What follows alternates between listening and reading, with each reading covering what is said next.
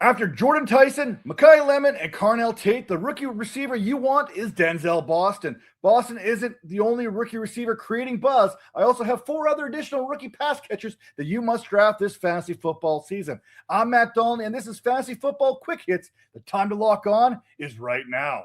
Now, Denzel Boston has an ADP of 172, going as the wide receiver 61 in redraft leagues. Cleveland's depth chart is up for interpretation across the board. For starters, the quarterback competition has been less than inspiring right now. We've got Deshaun Watson, Shadir Sanders, and Dylan Gabriel leaving very little to be desired. And somehow, someway, I think Deshaun Watson may end up ahead of everybody once all said and done. I mean, follow the money, I guess.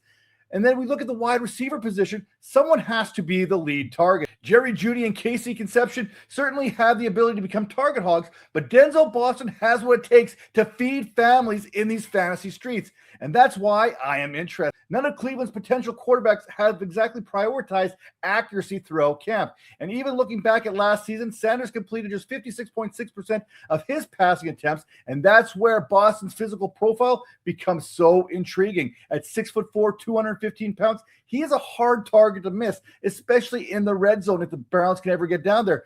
Todd Monkton has reportedly envisioned Boston as a Mike Evans-type wide receiver, thanks in part to his impressive catch radius, hopefully not because of his hamstrings. Now, that's pretty significant company to be compared to, but Daniel Jeremiah went one step further and compared Boston's skill set to one of Cortland Sutton when he came out of SMU. But what's the biggest reason why I'm buying Boston? Training camp. Every time you turn on social media, there's a play in which Boston is making, and he's making these quarterbacks look good. And remember, that's not an easy thing to do. Boston has flat out dominated training camp, and he could very well be there to challenge the Jordyn Tysons, the Makai Lemons, and the Carnell Tates as the top wide receiver from this class. At wide receiver 61, I'm taking a shot. Now, if you want to drink some Kool-Aid, how about Cyrus Allen of the Kansas City Chiefs? ADP, still to be determined, undrafted in most leagues. Cyrus, he is a different type of bet altogether here. And I'm not just drafting him based on a massive NFL statistical profile. We don't have that yet. I'm drafting him because of camp buzz, opportunity, Patrick Mahomes, and there's really no draft cost here. You've heard me talk. If you've watched these videos, you know I love to do that thrift shopping, the dumpster diving, if you will. Allen has reportedly been one of Kansas City's most impressive young receivers in camp. The Athletic's Jesse Newell described him as catching everything and identified him as a standout amongst the Chiefs' pass catchers. And my good friend Tom Broly also highlighted Allen based on early camp reports, and that's pretty significant news because rookie wide receivers have to earn their opportunities. They can't necessarily force their way into these lineups on a weekly rotation, especially when that quarterback happens to be Patrick Mahomes. The fantasy equation is rather simple. Mahomes, potential receiving role, late round cost, worthwhile lottery ticket. The Chiefs wide receiver room has plenty of upside there, but it isn't completely locked in behind the top target earning options. If Allen can establish himself as a dependable perimeter or rotational receiver, the ceiling becomes a lot more interesting, and the market still is basically growing on him. Now, he's also been showing up amongst the most added wide receivers in fantasy on the Sleeper app as the community continues to react to all the buzz out there. Now, there is an important caveat here. We don't have enough NFL data to start throwing out there around target share, route participation, or yards per route number. So far, we have to look at role-based signals, fifth-round investment, strong camp reports, reliable hands, Mahomes, potential opportunity, and virtually no draft costs. But there's one minor obstacle, I guess you want to call it, Xavier Worthy. But Worthy, he's not even worthy of the expectations that he's had so far this early in his career, and that opens the door for Allen. Deeper leagues, best ball, absolutely 100%, because Allen doesn't need 6 catches every week. He catches 1 deep touchdown from Patrick Mahomes. That is going to be enough to win you that week. Now, up next, we're going to continue to talk about wide receivers. I got 3 more that you're going to want to draft. I'll give you a hint. One of them is walking into the San Francisco wide receiver room right now and absolutely destroying things on the field as that room is getting destroyed off the field.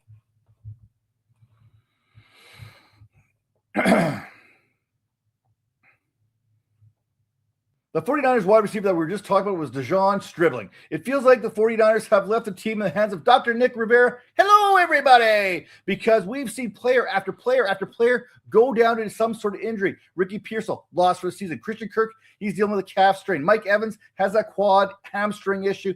Stribling, he's dealt with some hamstring issues of his own. Jordan James, ribs injury. Kalen Black, he's got that abductor issue. At some point, whatever makes out of the San Francisco training camp healthy is going to be one of the top passing options on this offense. With the injuries mounting day after day, San Francisco, they reached out to a familiar face there in Deebo Samuel. And Samuel, he's going to add another dimension to Kyle Shanahan's offense once all the pieces are healthy.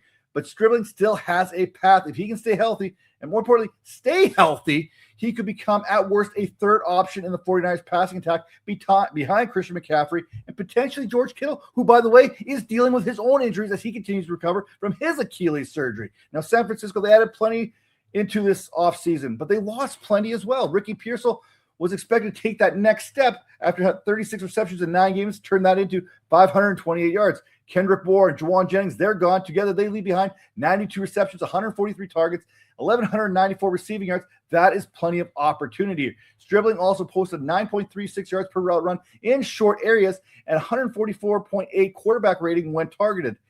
We talk about what San Francisco does. They were ranked third in adjusted net yards per attempt last season and second in CPOE. That's all going to kind of favor what Stribling does. Now, another rookie wide receiver. Let's keep it down in the south this time. Let's go to Zachariah Branch of the Atlanta Falcons. ADP around 226, wide receiver 76. Again, we're talking about a path of least resistance here. Atlanta's offense, we know it's going to run through Bijan Robinson, Drake London, and to a degree, Kyle Pitts. But there isn't another obvious passing option opposite of London. That's where Zachariah Branch comes in. Branch essentially replaces the roles of Darnell Mooney, David Sills, Ray McLeod. Sure, you could say Zachariah Sarah and Jahan Dotson being ahead of him on the depth chart is something, but it's really not. The depth chart doesn't exactly tell the story. Branch was the first team All-American at USC because of his playmaking ability, both as a receiver and as a return man. In 2025 at Georgia, he caught 81 passes for 811 yards, and Georgia, they leaned on him heavily to create after the catch. We talk about athleticism. We talk about 4.36 40 speed. We talk about the quick twitch, explosiveness, separation. You think of what all the defenses have to already deal with Bijan Robinson, London, and Pitts. Now they have to kind of deal with this guy who can catch a hitch pass here and take it to the house at any given time. And that's how Branch is going to make his money. On those screens, anything underneath, those intermediate areas, that is where he's going to excel. Watch what he's doing, guys. He is doing things to people who have families that you should not be able to do to on the field. And we're talking about him as wide receiver 76. Hey, I'm betting on the talent here. And finally, another wide receiver I absolutely love, and this guy goes way under the radar. It is C.J. Daniels of the Los Angeles Rams, another one of those ADPs to be determined, undrafted in most leagues. I only had 5 spots on this list, and I wanted to do a deep track here for this final spot. Sure, I could have gone out there and touted Omar Cooper and Brennan Thompson or even Chris Bell coming off his ACL injury, but like a moth to a flame, I am drawn to C.J. Daniels' profile here. He is one player that I can't stop taking a chance on later in drafts, especially in deeper leagues. We already know that Los Angeles is going to have one of the more dynamic offenses in football. Matthew Stafford, Puka Nacua, Devontae Adams. The Rams led the league in passing yards per game at 268.1. They're also the only team in the league that posts more than 30 points per game at 30.5. That's the type of offense that I want to have a receiver in line.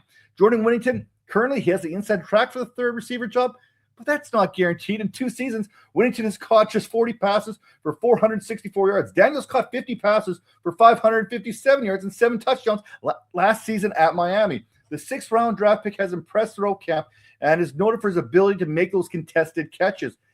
His second-best season that we've seen, the second-best season produced, 0.155 first downs per route run, 3.94 yards per route run, and his quarterback posted a 120.6 career quarterback rating when targeting him. Whittington currently holds that wide receiver 3 spot, but as camp continues to progress, Daniels' performance could ultimately give him the edge as early as week number 1. And if that happens, you're getting a potential fantasy starter with the last pick of your draft, and that's exactly what you want. And we don't even know what's going to happen with Puka Nacua. There could be even more opportunity here before we know it. The final verdict, ADP is telling you that these players may not matter, but I'm looking at the one player here whose situation changes between now and week 1, and these guys all have that opportunity in front of them. Because if you can identify that player before everyone else does, that's where you find league-winning value late in your draft. That's it for today's episode of Fantasy Football Quick Hits. If you're getting ready for your fantasy draft, make sure you're following along because we're breaking down the players that the market is overlooking and finding the value before your league mates do. I'm Matt Donnelly. The time to lock on is now, And I'll see you next time when Fantasy Football Quick Kits takes a closer look at some interesting training camp developments, such as Jordan Mason owning the Vikings backfield here in 2026. We'll see you next time.